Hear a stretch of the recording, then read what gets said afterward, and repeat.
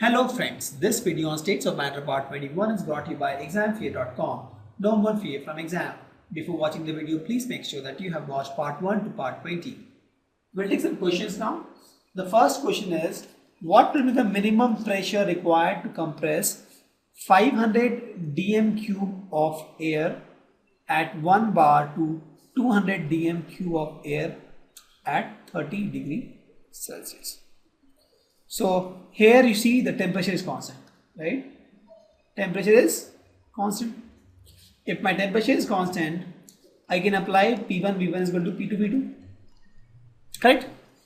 Also, why I am applying P1 V1 is equal to P2 V2? Because here the pressure is given, one pressure is given. Sorry, here one volume is given, another volume is given, one pressure is given. I am asked another pressure, right? So let's suppose the scenario 1 is P1. The scenario first is 1, this is scenario 1 and this is scenario 2. So my pressure at scenario 1 is 1 bar. Volume at scenario 1 is 500 dm cube.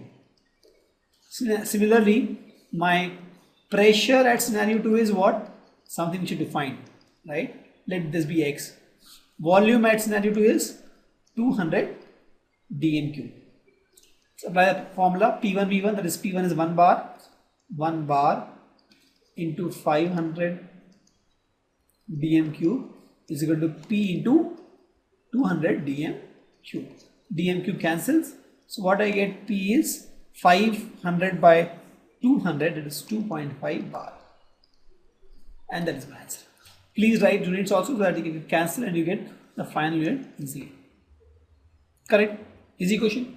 So here in this question, the temperature was constant and we have to find the pressure at which this volume becomes. So the question says a vessel of 120 ml, there is a vessel of 120 ml. This contains a gas at 35 degrees Celsius and 1.2 bar pressure. The gas is transferred to another vessel, that is 180 ml, the bigger vessel is also closed, at 35 degrees Celsius, and we have to find the pressure is equal to 1. So here also if you see the temperature is constant, right? Both the volumes are given, I have to find different pressure. So I can use the same formula, P1 V1 is equal to P2 V2. Let's write all the parameter in first case. This is my first case, this is my second case. So in first case, P1 was nothing but 1.2 bar, V1 was 120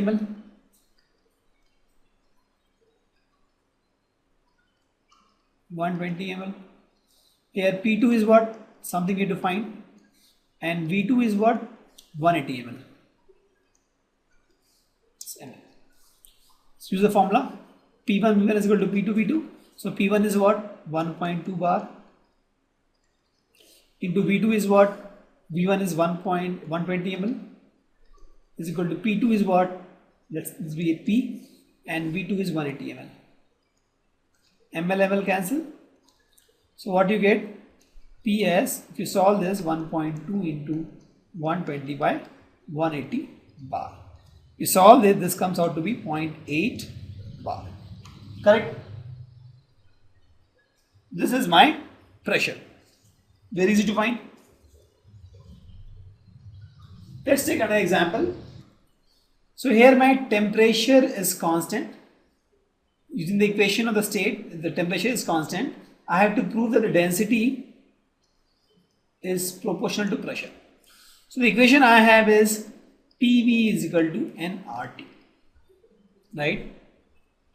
And N is nothing but mass by molar mass into RT, capital RT. So let's write mass is small m and molar mass is capital M into R into T is P into V. Correct? And density is nothing but mass by volume. So let's put mass by volume in one place. So I get mass by volume as nothing but P m Pm by RT. Correct. And mass by volume is density. Here if you see, by molar mass is constant, R is constant and temperature is constant. This whole thing is constant, right? So I can write something as K into P because these three are constant. The one in the circle are constant, molar mass is constant for a gas. My R and T is constant because T is constant given and R is constant we know. So we can say that density is some constant into P, or I can say that density is directly proportional to pressure. And that is my answer. Right? Because molar mass is constant, R is constant and T is constant is given.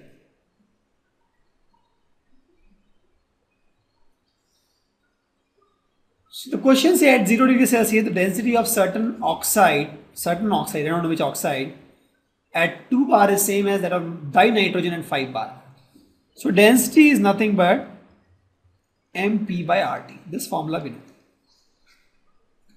And the question says both the density are same. So there are two scenarios. Scenario 1, oxide, and scenario 2, nitrogen. That is density of some oxide XO is equal to density of dinitrogen. So let this be scenario 1, this will be scenario 2. So density, so that means I say D1 is equal to D2. D1 is nothing but density of oxide and D2 is nothing but density of dinitrogen. So density of oxide is what? M1 P1 by R T1, and density of D2 is what? M2 P2 by R T2. But here if you see, the temperature is constant, that is T1 is equal to T2 is equal to 0 degrees Celsius or 273 Kelvin. Correct? So I can cancel R, I can also cancel T because both the T are same, that is 273 Kelvin. So what I get is M1 P1 is equal to M2 P2. So what is the value of M1? We don't know, that is something you have to find. M1. What is the value of P1? 2 bar is equal to M2. What is the value of M2? The molar amount of nitrogen is 28. And what is the value of P2? 5 bar. Bar cancel. So what you get? M2 as 70 gram per mole. Why? Because this is 28 gram per mole. Because the molar mass of N2 is nothing but 28 gram per mole. So this is my answer. So this is nothing but the molecular mass of my oxide, right? So my molar mass of XO, some oxide, is 70 gram per mole. Let's take another question. Pressure of 1 gram of ideal gas A at 27 degrees Celsius is 2 bar. When 2 gram of another ideal gas is introduced in the same flask at the same temperature, the pressure becomes 3 bar. We have to find relation between the molecular numbers. So I have one flask. In this I have an ideal gas. Let's suppose this is A. So with this the pressure was 2 bar. Now I have introduced another gas B, and with this the total pressure becomes 3 bar. That means contribution of B is nothing but 3 minus 2, that is 1 bar.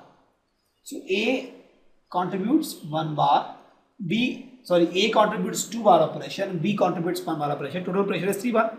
That's how we know the formula, that the total pressure is, you add the individual pressure, you get a total pressure, right? Because they are non-reactive. Correct? So I have two different gas A and B in the same bar. A gives 2 bar of pressure, B contributes 1 bar of pressure. And all these things happen at 27 degrees Celsius.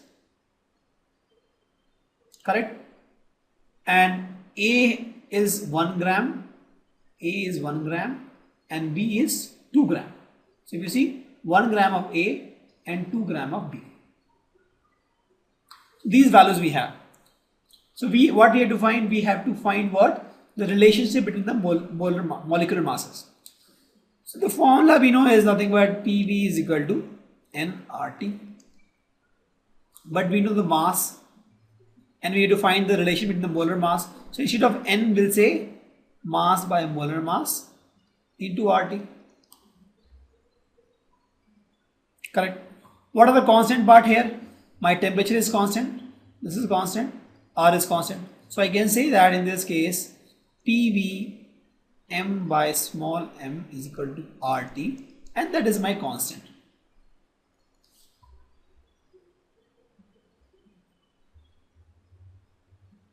Correct. Even V is also constant here.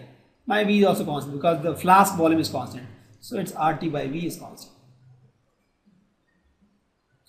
So I have P capital M molar mass by mass is constant.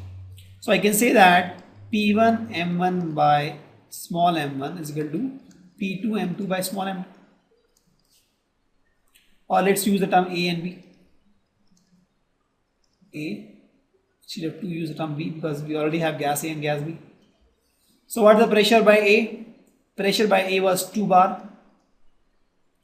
What is the molecular mass of A? We don't know, so we'll write Ma. By mass of A, 1 gram. Pressure by B, 1 bar. Molecular mass of B, I don't know.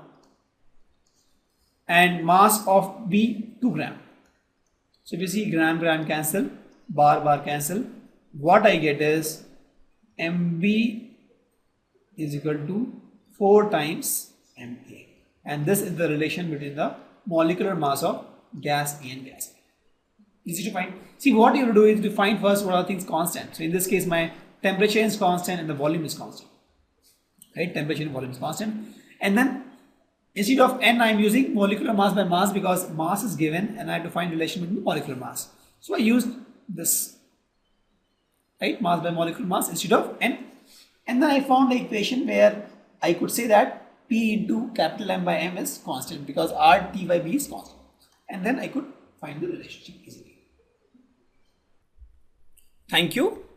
Visit examfear.com to watch free educational videos, try free online tests, get the best quality study materials, study from the best tutors and mentors, and much more. Thanks once again.